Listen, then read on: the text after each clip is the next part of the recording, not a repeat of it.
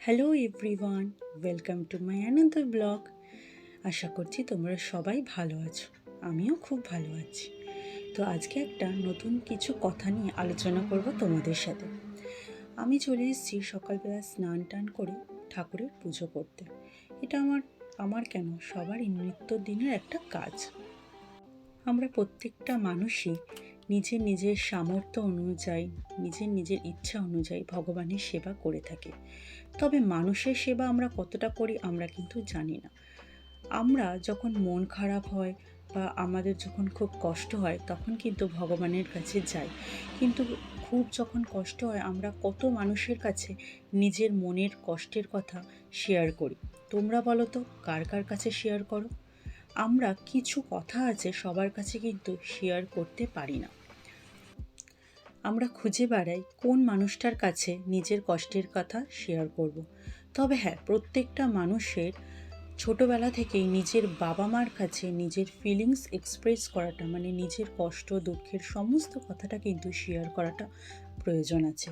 তারপরে after marriage নিজের হাজব্যান্ডের কাছে, আর কিছু প্রিয় বন্ধু বান্ধবীর সাথে। অনেক কিছু কথা আছে যেগুলো আমরা এক্সপ্রেস করতে পারি না কারোর কাছে, তখন আমরা গিয়ে এই ভগবানের কাছেই দ্বারস্থ হই। তখন ভগবানের কাছে গিয়ে নিজের মনের দুঃখ কষ্ট সব কথা কিন্তু জানাই। অনেক মানুষকে আমি দেখেছি যখন ভগবানের কাছে প্রার্থনা করে বা নিজের দুঃখ কষ্টের কথা জানায়, সে তখন চোখ দিয়ে তার জল বের করে দেয়। এখানে অনেকেই বা আমাকে হয়তো বলবে যে ভগবান কি সত্যি আছে? আমরা কেউই জানি না ভগবান আছে কি না। সবই আমাদের মনের বিশ্বাসের ওপর। যা আমরা চোখে দেখি সেটাই কিন্তু আমরা বিশ্বাস করি। তো ভগবানকে আমরা হয়তো সবাই স্বয়ং চোখে দেখতে পারিনি, তবে হ্যাঁ, মনের মধ্যে তো একটা বিশ্বাস আছে। সেই বিশ্বাস নিয়েই কিন্তু আমরা প্রত্যেকটা মানুষ ভগবানের সাথে বা ভগবানের স্মরণে দ্বারস্থ হই। তারপরে দেখুন, কিছু শ্রেণীর মানুষ আছে যারা ভগবানের কাছে অন্যের কিন্তু ক্ষতি চায়।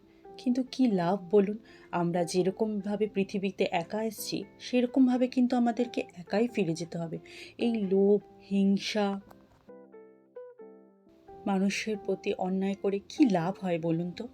তাই জন্য সবসময় সবার ভালো চাওয়া উচিত। ভগবানের কাছে যখন আমরা অনেকেই প্রার্থনা করি তখন এই কথাটাই বলে থাকি যে হে ভগবান, আমরা পরিবারের সবাই ভালো থাকুক, আমাদের সন্তানরা ভালো থাকুক, আমাদের বাবা মা ভালো থাকুক।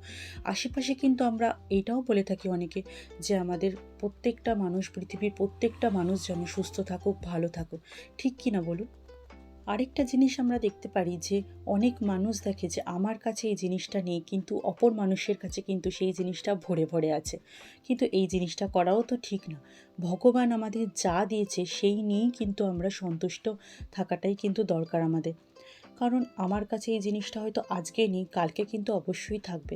তো আমরা একে অপরের কার কী আছে সেগুলো না দেখে চেষ্টা করলেই হয় যে আমি কিভাবে জিনিসটা পাবো, তাই কি না? আবার আমার কথা শুনে অনেকেই হয়তো বলতে পারো যে ভগবান কি সব কিছু করে দিয়ে যাবে? একদমই না। সেই জন্যই আমি বলছি, কর্ম নিজেকে ফল দেবে। তুমি নিজে ভালো কর্ম করে যাও, ভগবান হয়তো তোমাকে ভালো ফল দেবে, কিংবা ইউনিভার্স তোমাকে হয়তো ভালো ফল দেবে। তাই এইটুকুই বলবো, আমি বেশি কিছু জ্ঞান দিলাম না। তবে হ্যাঁ, কিছু মানুষের জন্য আমি একটা বার্তা পাঠালাম যে এই জিনিসগুলো যদি সত্যিই হয়ে থাকে, আমার সাথে সবাই একমত হয়ে থাকো, তাহলে কমেন্টসে কিন্তু অবশ্যই জানিও। এখানে ভগবানের সেবার সাথে সাথে মানুষকেও কিন্তু ভালোবাসাটা দেওয়াটা সত্যিই কিন্তু প্রয়োজন। ঠিক কি না? কারণ জীবে প্রেম করে যেই জন সেই জন সেবিছে ঈশ্বর। যদি আমার কথা কারোর খারাপ লেগে থাকে তাহলে কিন্তু আমি ক্ষমা চেয়ে নিলাম।